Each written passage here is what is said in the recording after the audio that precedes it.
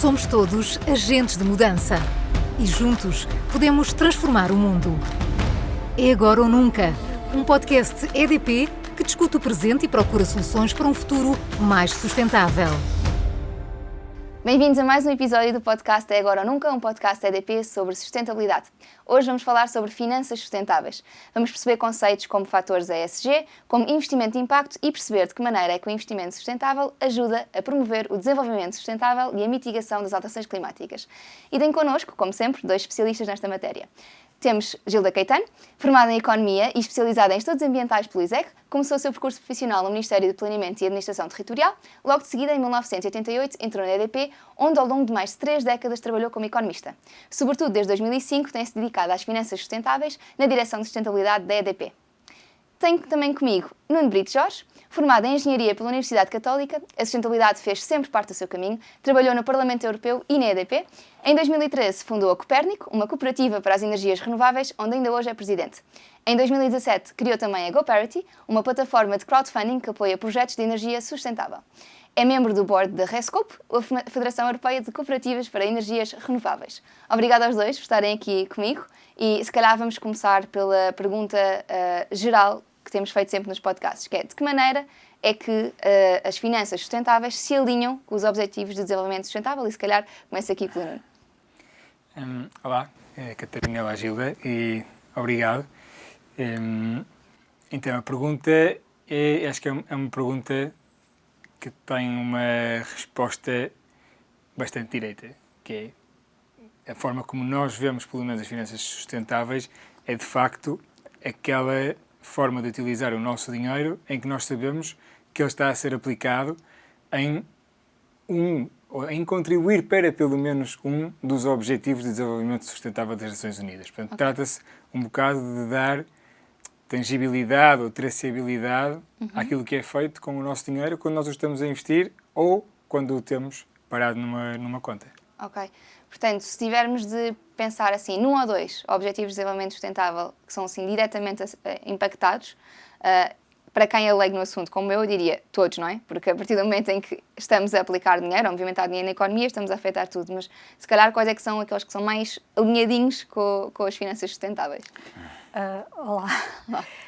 Eventualmente eu diria o Objetivo de Desenvolvimento 7, que tem a ver com a promoção das energias renováveis, energias limpas, e eventualmente o Objetivo de Desenvolvimento Sustentável 13, que tem como objetivo combater as alterações climáticas. E, portanto, acho que estes são os mais impactantes para fazer o financiamento sustentável, até porque objetivos como o Objetivo de Desenvolvimento Sustentável número 1, que é o erradicar a pobreza, conseguirá resolver mais através do financiamento público. E neste momento, para se conseguir uma implementação plena do conjunto de objetivos sustentáveis, precisamos de fazer uma articulação entre o financiamento público e o financiamento privado. E é assim que nasce a origem das finanças sustentáveis, é tentar combater este gap.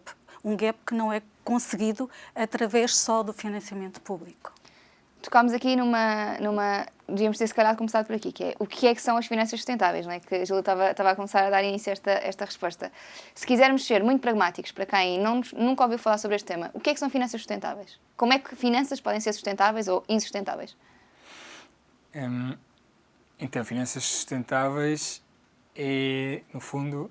Se calhar começando pelo conceito da sustentabilidade e como é que ela se aplica às finanças, se nós pensarmos que a sustentabilidade é a utilização dos recursos que estão atualmente disponíveis sem comprometermos as gerações vindouras, as necessidades das gerações vindouras, as finanças sustentáveis têm que ser aquelas que asseguram que o sistema económico e financeiro e o nosso dinheiro é utilizado de forma a que esta condição de sustentabilidade se cumpra. Ou seja, as finanças sustentáveis são aquelas que asseguram que a atividade económica, o desenvolvimento económico que existe e que nós precisamos, como bem disseste, para que tudo funcione, é feito de forma a que nós possamos continuar a habitar o planeta durante muitos anos. Então, no fundo, não devia haver finanças não sustentáveis, não é? Exatamente. Ok. E acho que no início não havia. Certo. E acho que quando tudo começou, não haveria. Depois nós, como ser humano e complexo conseguimos transformar tudo de maneira que a certa altura já é uma confusão tal que temos mais impactos que aqueles que estamos a medir. Aqui, o conceito de confusão, eu acho que é uma das coisas que os fatores, nomeadamente os ESG e os índices que começam a crescer, querem vir retirar, não é? Ajudar a explicar um bocadinho o que é que está a passar numa dada empresa para poder avaliar o impacto dessa empresa. E se calhar aqui peço-lhe ajuda para ajudar a explicar os fatores ESG, de que maneira é que estes fatores ou estas avaliações que pesam nas empresas para atrair investimento conseguem ajudar-nos a perceber o que é que se passa efetivamente nas empresas. Portanto, este acrónimo que referiste, o ESG, o Environment, Social and Governance, corresponde a um conjunto de indicadores qualitativos e quantitativos que são usados pelos prestadores de informação ESG. A maioria podem ser os raters de sustentabilidade e permitem fazer a avaliação do desempenho de sustentabilidade das empresas. Embora só este acrónimo esteja na nossa linguagem mais recentemente, há muitos anos atrás, portanto já no século passado, ele era usado. E recuando ao aparecimento do primeiro fundo, ESG, ou pelo menos um dos primeiros fundos ESG, apareceu nos anos 70, portanto em 1970. O Índice Dow Jones de Sustentabilidade Index aparece em 1999. No entanto, o crescimento, o grande boom, a grande sensibilização para este tema é algo que se calhar é de há 5, 6 anos, se calhar por motivos que têm a ver com a crise de 2008, com a crise financeira, por motivos que têm a ver com as alterações climáticas, pelo facto dos balanços das empresas, dos balanços dos bancos não refletirem realmente este tipo de externalidades, que são externalidades provocadas pelas alterações climáticas, pelo facto de uma empresa não seguir boas práticas de governance, pelo facto de uma empresa não ter preocupações em termos de mostrar que conduz o negócio sem provocar danos ao ambiente ou pelo respeito pelos seus colaboradores ou pelo respeito pelos direitos humanos. Portanto, isto é aquilo que se mede pelo acrónimo ESG. São esta quantidade de indicadores qualitativos e quantitativos que permitem dar o selo de acordo com um score, de acordo com uma pontuação ou também de acordo com o nível de risco que se atribui a uma empresa. Porque depois o mercado distingue, o mercado dos índices de sustentabilidade, depois também consegue distinguir a empresa que está no topo e a empresa que tem um maior nível de risco. Por exemplo, um rater de sustentabilidade, a Sustainalytics, distingue as empresas pelo seu nível de risco. Um caso de uma Oecom, ou um caso de uma Vigeo, ou o caso de uma Standard Poor's Sum, distingue as empresas pela pontuação. Okay. No caso da EDP, a EDP tem um percurso, uma história já um pouco longa de responder a índices de sustentabilidade, tendo começado por responder, por exemplo, aos índices da Standard Poor's Sum, talvez em 2003, mas conseguiu integrar apenas em 2008. Desde então estamos no topo. Ou somos número 1 ou somos número 2.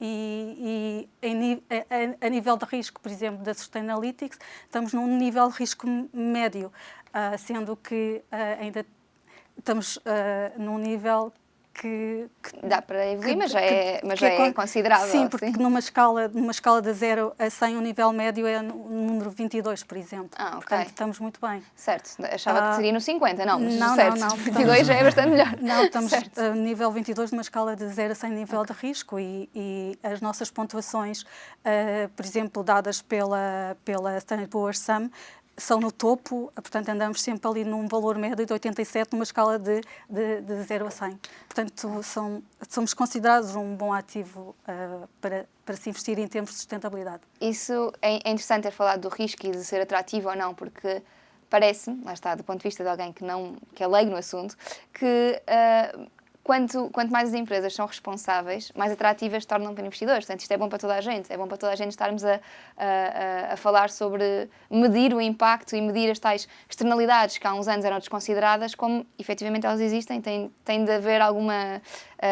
accountability, não é? Em relação a elas. Sim, e esta é a grande necessidade que este mercado ESG traz. A necessidade de transparência. Portanto, as empresas têm de ser transparentes na forma como conduzem os seus negócios, para demonstrar que o fazem sem controvérsias, para demonstrar que têm boas práticas de governo societário, porque cada vez mais os investidores procuram as empresas onde querem investir, distinguindo aquelas que apresentam os melhores indicadores. E isto tudo implica que haja uma máquina montada. Para quê? Em termos de sistemas, para rapidamente se fornecer a informação, e recursos humanos com as apetências para dar resposta a esta grande procura, a ESG, que a EDP cada vez se sente mais, por via de investidores, por via das agências de rating ESG e também agora por via das agências financeiras convencionais, que são pressionadas pela via regulatória para integrarem os fatores ESG na tomada de decisão, não é? Na atribuição dos ratings de crédito às empresas. E é interessante perceber também que a própria Bloomberg diz mesmo, as empresas mais resilientes são aquelas com fatores de ESG mais elevados. Durante a pandemia, as que continuam sempre a superar-se são as que têm os índices mais elevados, o que é um bom sinal. Mas isto para as empresas, é um mercado muito grande, com uma escala grande. Mas a nível individual, o que é que significa, para mim, enquanto pessoa, investir o meu dinheiro, em vez de estar parado num banco onde eu não sei onde é que ele está, o que é que significa colocá-lo a render num negócio sustentável? Qual é o impacto que isto pode ter? É uma pergunta difícil. Fazer essa pergunta a mim é... Certo. Só há uma aplicação possível. Certo. Não, claro que como indivíduos nós temos muitas opções que nos são dadas, né? Se calhar até cada vez mais, sobre aquilo que nós podemos fazer com o nosso dinheiro. Né? E temos desde logo uma escolha à partida. Importa-me mais do que o lucro ou só me importa o lucro? Para quem importa só o lucro, tem uma panóplia gigantesca de coisas em que pode investir, né? Desde criptoativos até aplicações mais convencionais. Depois, se estivermos a pensar eu sou um cidadão que quero contribuir para um desenvolvimento mais sustentável e consciente e quero saber onde é que o meu dinheiro está a ser utilizado, passamos a ter, se calhar, diferentes layers de possibilidades de investimento, né? Que vão desde fundos de investimento para quem tiver capacidade para investir, a ações, obviamente, ETFs, e depois começamos a entrar nas aplicações um bocadinho mais alternativas, como pode ser, por exemplo, o caso da GoParity. No nosso caso, que acho que suponho que é o que é suposto explicar agora. Certo. Eu fiz a pergunta direcionada por causa disso. No nosso caso, aquilo que nós oferecemos é a qualquer pessoa a possibilidade de emprestar dinheiro diretamente a um negócio, que pode ser o próprio negócio em si, um negócio sustentável, ou que precisa de financiamento para um projeto de sustentabilidade. Portanto, pode ser, por exemplo, uma fábrica de sapatos que quer comprar painéis solares, ou pode ser para montar uma fábrica de sapatos vegan. Okay. Por acaso temos as duas coisas já na plataforma até. E, portanto, o impacto que vai ter o nosso dinheiro a partir desse momento é o impacto que tiver o negócio em si, naquela proporção. Vamos imaginar, se nós dermos 1.000 euros de um investimento de 100.000 euros, depois nós vamos contribuir com 1/10 da poupança em emissões de CO2, criar 1 centésimo dos empregos, de tudo isso. E nós o que fazemos é medir 6 indicadores-chave, que vão desde a energia poupada, as emissões de CO2, as comunidades empoderadas, os empregos criados, as mulheres em posição de liderança, e dar ao investidor métricas tangíveis e que ele consegue perceber daquilo que o seu dinheiro está a causar. Aplicado. E claro que há também um retorno financeiro associado. Há sempre uma taxa de juro associada a todos os empréstimos feitos na plataforma. Portanto, nós, quando estamos a falar de investimento sustentável, nós não estamos a falar de perder dinheiro, não é? Eu acho que às vezes as pessoas têm um bocadinho esta reticência, que é assim, mas projetos de sustentabilidade têm mais risco, já vimos que não, muitas vezes, não é? Ou o que é que será que vai acontecer ao dinheiro? Na verdade, nós simplesmente temos mais controlo, no caso, por exemplo, da GoParity, sou cliente, portanto, acho que é fácil de falar. Fogo em saber. é explicar onde é que está a ser alocado o dinheiro. Mas nós também podemos fazer estas perguntas aos nossos bancos, não é? Há bocadinho estávamos a falar sobre o peso da regulação e o peso que já existe para que a banca também diga, ok, agora só podemos emprestar a este tipo de negócios. Nós podemos perguntar onde é que está a ser alocado o nosso dinheiro e podemos alocar, lá está, ou em fundos, caso tenhamos muito dinheiro para investir, mas existe um direcionamento que podemos fazer enquanto cidadãos. E enquanto empresas também. Nós, enquanto empresas, podemos escolher alocar onde é que vamos investir os nossos negócios. E é uma coisa também que tem sido presente na EDP, não é? A escolha de onde alocar o investimento. É uma decisão que afeta o bem-estar da empresa, ou seja, que a resiliência, o tal risco que têm vindo a perceber, é mitigado pelos investimentos cada vez mais sólidos que fazem em função da sustentabilidade neste tipo de fundos ou com este tipo de meios. Sentem isso como um impacto positivo mesmo na relação com o público.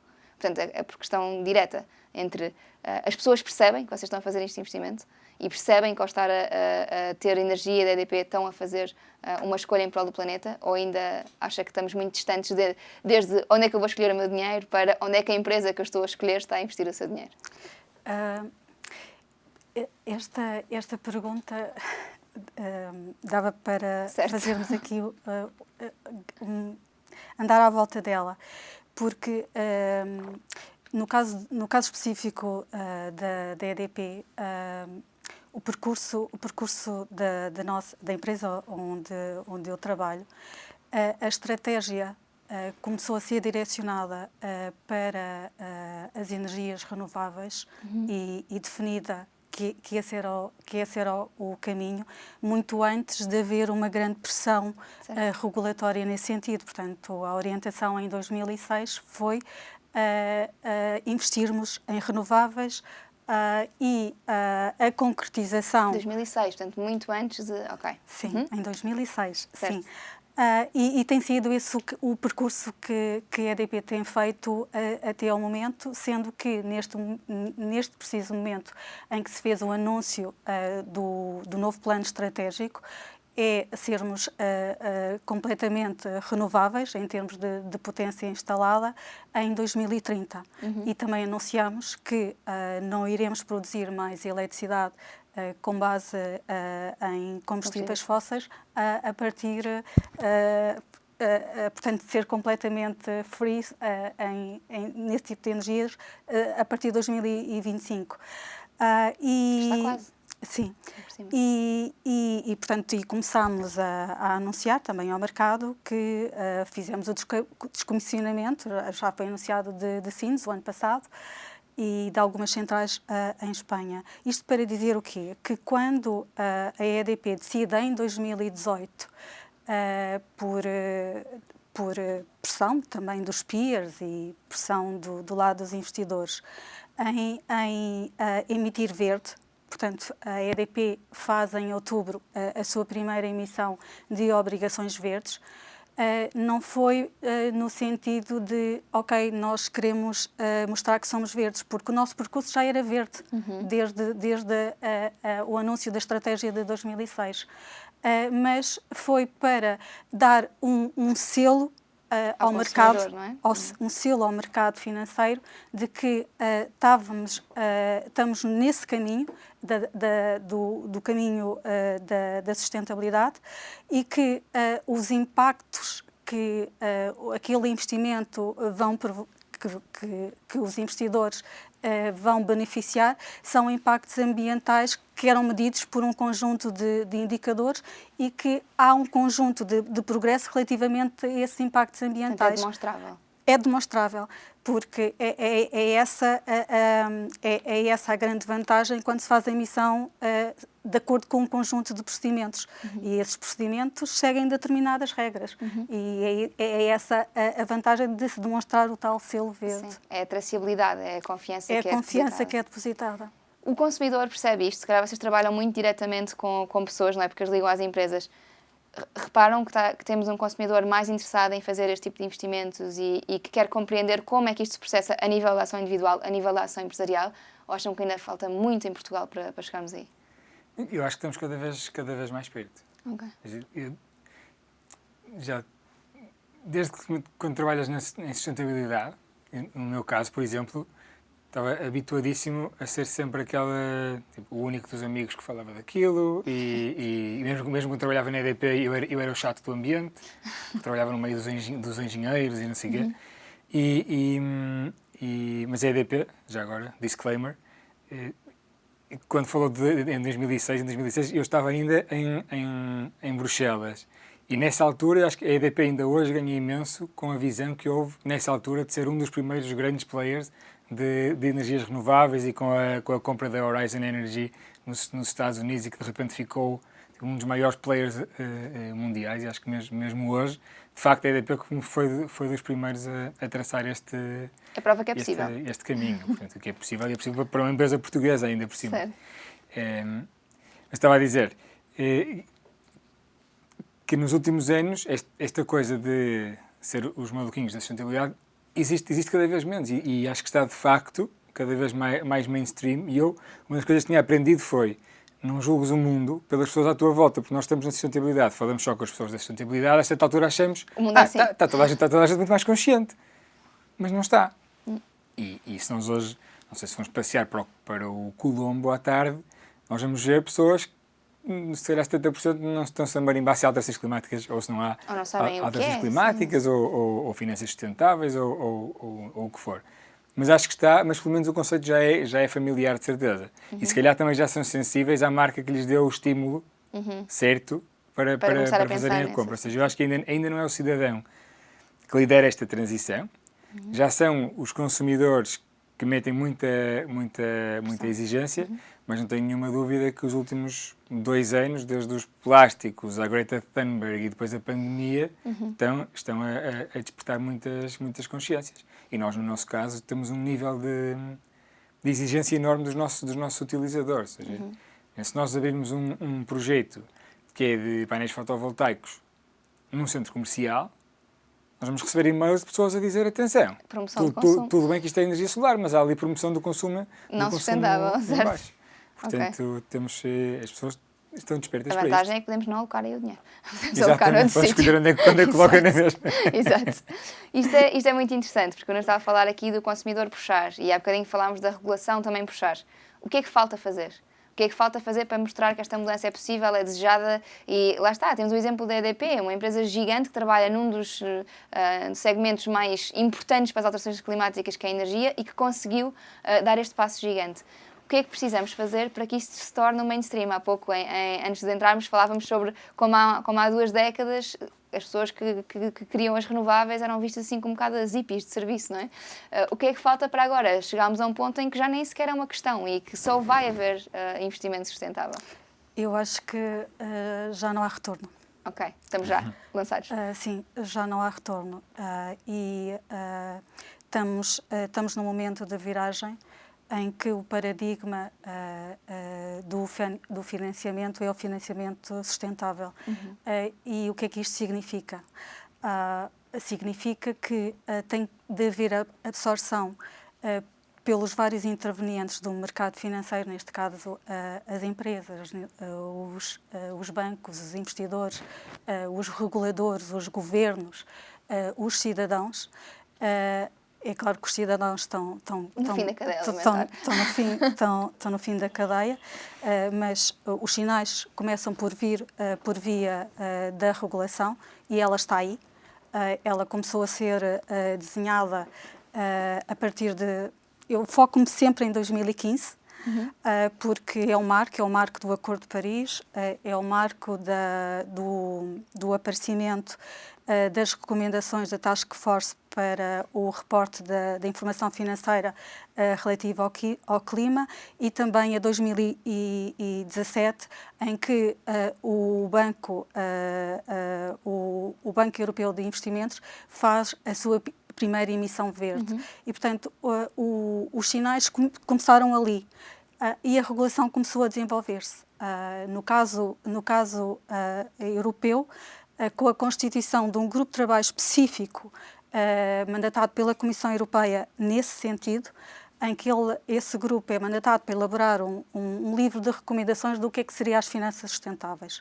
E que depois é absorvido através de um plano de ações, de 10 ações, que se concretiza através de pacotes legislativos. E, portanto, estes pacotes legislativos é que vão trazer, a grande mudança, porque vão obrigar os agentes a dar o caminho do investimento sustentável e o caminho do consumidor, que está no final da cadeia, saber que vai comprar um fundo e que esse fundo é sustentável ou que o consumidor é verde. que está no fundo da cadeia, mas que contribuiu para o governo legislar e, portanto, através do seu voto, não é? Portanto, temos essa parte também positiva. Mas este será o caminho. É haver a linguagem comum, a linguagem de comum sobre o entendimento a nível mundial do que é o investimento sustentável. E isto implica uma grande articulação entre aqueles que estão na Europa, que neste momento estão na dianteira deste financiamento sustentável, com os outros organismos a nível internacional. Um exemplo disso, porque uma das grandes prioridades será a tal transparência, estou sempre a falar, a transparência ESG, que se pede. E um exemplo é um dos órgãos responsáveis pelo reporte de informação financeira, que são a Fundação dos IFRS, estar a trabalhar neste momento para constituir uma governance para o reporte de informação de sustentabilidade. Okay. E isto é o início da tal grande mudança. Okay. Neste momento é tudo voluntário, existem várias metodologias, mas há de chegar um momento em que vamos estar ao mesmo nível, numa linguagem comum, ao mesmo nível do financeiro, em que vários Estados aderiram a este reporte mandatado pelos IFRS. Portanto, que já acontece no mercado há muitos anos, não é da maneira da linguagem sustentável, não é? Não é da linguagem sustentável. E é especialmente relevante, se calhar, estava a dizer que estamos na dianteira na Europa, o resto do mundo está também a ver e se calhar com estes bons exemplos de que é rentável, é possível, é desejável, é bom para todos, conseguimos que grandes fundos internacionais comecem a pôr um bocadinho os olhos no que está a acontecer cá também, que temos fundos com imenso sucesso a conseguir liderar o desenvolvimento sustentável. Numa perspectiva mais de quem está todos os dias com outras pequenas empresas, têm pequenos projetos, o que é que falta para ajudar as empresas a serem mais transparentes, como a Gila estava a dizer, a participarem mais neste ESG, a conseguirem querer esta traceabilidade e a mudar? O que é que lhes faz falta? Em que é que podemos ajudá-los? Eu estava a ouvir o que a Gila estava a dizer e, claro, não discordo nada do que disse, eu só acho que nada disto vai acontecer a tempo. Ou seja, eu acho que há um déficit de urgência em tudo isto e depois da urgência, mesmo que seja implementada a tempo, há uma margem tão grande para se fazer as coisas de maneiras a que elas de facto não correspondam àquilo que é, que eu acho que o que falta mesmo é obrigatoriedade. Obrigatoriedade, mas a toda a escala. Tipo, o Jeff Bezos e o Richard Branson não podem apanhar um foguetão para ir ao espaço agora. Não podem. Eles têm que ser multados ou castigados ou proibidos, não me importa. Não se pode, com o objetivo de se divertirem. Não pode ser, vou levar os meus amigos ali ao espaço e venho já. Mas depois, porque agora as alterações climáticas, mas podia ser a fome em África, não interessa. Eu acho que ao mesmo tempo que nós estamos numa sociedade que está de facto a evoluir, nós continuamos numa sociedade que continua a premiar uma data de coisas erradas. Do ponto de vista de valores, de futilidade, de egoísmo. Ou seja, há um... Mas quem é que regula isso? Não sei quem é que regula, não sei porque depois no fim do dia compramos na Amazon, né? que é o mais grave disto tudo. Portanto, eu não sei como é que isto se resolve, sinceramente. Acho que é cada um ter a sua consciência, mas desconfio que nós assim não chegamos lá a tempo. Ainda hoje houve mais um aviso do Comitê da ONU para as Alterações Climáticas sobre estamos no tipping point e no ponto sem retorno. Acho que as notícias agora do início do verão têm ajudado a compreender entre cheias e inundações. Sim. Acho que hoje em dia na Europa estamos muito alerta para estes assuntos. Acho que sim. Percebo a desmotivação. Percebo-a. Não é desmotivação, eu estou motivado na mesma, mas sim. Tipo, é mais lotaria já quase. Mas estamos num caminho. Estamos a fazer um caminho. Podemos não chegar a tempo.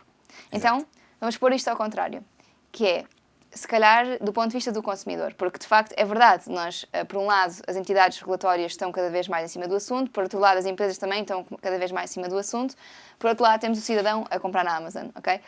Como é que, se calhar, o que faz falta é esta comunicação para o cidadão, é esta consciencialização do cidadão e explicar-lhe o impacto que todos os seus investimentos têm. Isso. Seja um investimento real num ativo financeiro, seja uma compra no supermercado, numa banana da Madeira ou numa banana da Costa Rica, seja numa compra da Amazon versus numa loja do Sr. Zé que está na esquina. Como é que nós podemos explicar finanças sustentáveis, que é um tema tão complexo, de maneira que as pessoas percebam que todas as suas compras são um voto. Tudo aquilo em que gastam dinheiro é provavelmente o voto diário que fazem. Como é que podemos explicar às pessoas? Como é que podemos ajudar a que não seja tarde demais? Sim, é uma boa pergunta. O melhor benchmark que me ocorre é o da nutrição. É que quando perceberam, no Reino Unido, que é impossível ensinar às pessoas o que são os hidratos de carbono e os lípidos e dos quais açúcar e as saturadas e insaturadas e não sei o quê. Mas é a tabela. Sim. Há um semáforo. Certo. E se eu comer isto é um sinal vermelho. Tipo, não comas muito ou vai correr mal, não é? Certo. Amarelo, come mas não abuse, e verde, podes comer à vontade, é mais ou menos saudável. Okay. Se calhar nós temos que arranjar uma coisa do estilo para os produtos financeiros e por outro lado, para os produtos de consumo, ter também um semáforo do impacto ou o semáforo da sustentabilidade, não é? Porque senão estamos sempre a pôr no consumidor um nível de informação e de pesquisa e não sei, que ninguém tem tempo para fazer. Capacidade para... Certo. Claro, ninguém tem. Eu não posso saber quantos litros de água gastaram para fazer o algodão da t-shirt que eu vou comprar na marca não sei o quê. Nem quanto é que recebe o trabalhador de primeira linha do Exatamente. E depois mesmo se me dizem X toneladas de CO2, as pessoas sabem lá se uma tonelada ou 10 toneladas é muito diferente. Certo. Sabem que um é 10 vezes mais que o outro, mas o que é isso no âmbito global? Eu acho que, não sei, de facto, talvez a chave passe por simplificar ao máximo, mas também eu acho que tem que haver uma mão regulatória aqui. Estou de acordo, muito, então. muito importante, acho que sim. Sim, claro que sim, porque a regulação que está em curso, e falo mais desta porque é aquela que conheço melhor. Já falar da taxonomia? Da Comissão Europeia. Portanto, a regulação da Comissão Europeia, através do plano que eu referi há bocado, das 10 ações de finanças sustentáveis, tem mesmo esse propósito. O propósito de quê? De, através de uma linguagem comum, poder atribuir labels aos produtos financeiros, por forma a que quem está a adquirir saiba que aquilo está a contribuir para um objetivo de sustentabilidade que está a provocar um conjunto de impactos e que esses impactos estão a ser monitorizados e, por outro lado, o consumidor também vai saber que o produto que está a comprar tem o tal semáforo vermelho, verde e o intermédio. Portanto, esta arquitetura que está em curso, alguma das quais já entrou em vigor nos países, nomeadamente ao nível do mercado financeiro, que é a regulação do Sustainable Finance Disclosure Report, que está em curso desde março de 2021. E para as empresas, e também com impactos para os agentes do mercado financeiro, a taxonomia desde maio deste ano, 2021, em que, no caso das empresas, que são obrigadas a reportar um conjunto de informação que permite dizer e informar qual é que é a parte das suas receitas, ou qual é a parte do seu investimento que está alinhada com a taxonomia. Portanto, estamos a assistir a um conjunto de imposições que estão-se a colocar às empresas que permitem, no médio prazo, conseguir distinguir se as empresas estão ou não, ou se os agentes do mercado financeiro estão ou não a colocar produtos que estão alinhados com essa linguagem, que é o investimento sustentável. Portanto, está a ser feito Está a ser feito. Pode não ir a tempo, mas está a ser feito alguma coisa? Calma, sinto aqui uma discordância. Não é discordância, eu estava a pensar... Podemos discordar, está tudo bem. Não, eu concordo, eu estava a pensar quanto é que nós acreditamos que tudo isto depois consegue fazer o narrowing down até chegar ao vermelho, ao projeto verde, que está no terreno. Não, isso eu até acredito. Mas depois fizemos o caminho inverso. Será que nós vamos conseguir, de facto, ter a traçabilidade, que é este produto é verde e chegou até aqui. E estes são os projetos que ele está a financiar. Porque no final o que eu vou comprar é verde porque financia este tipo de projetos. Não é? Mas é como quando compramos créditos de carbono. Hoje em dia, né? Também já é regulado, também já são as Nações Unidas que gerem, mas no final é tipo ali, uma hidroelétrica no Myanmar, não sei o quê. Sim. Eu acho que um bom exemplo talvez seja, eu vou outra vez para números. Nós estamos números. No Economista. Exato. Foi publicado recentemente um documento que faz a monitorização das abordagens de investimento sustentável. E se no relatório passado, portanto isto tem sempre desfazamento de anos, portanto isto é de 2020, o anterior era de 2018, porque é de 2 em 2 anos. Em 2018, a abordagem de investimento que tinha maior peso era a abordagem de investimento da exclusão. Ou seja, distinguia-se os investimentos sustentáveis com base no facto de ou se investir em nuclear ou se investir no tabaco. Portanto, isso eram considerados investimentos não sustentáveis. A partir daí, então, poderia-se fazer a análise dos tais fatores ESG.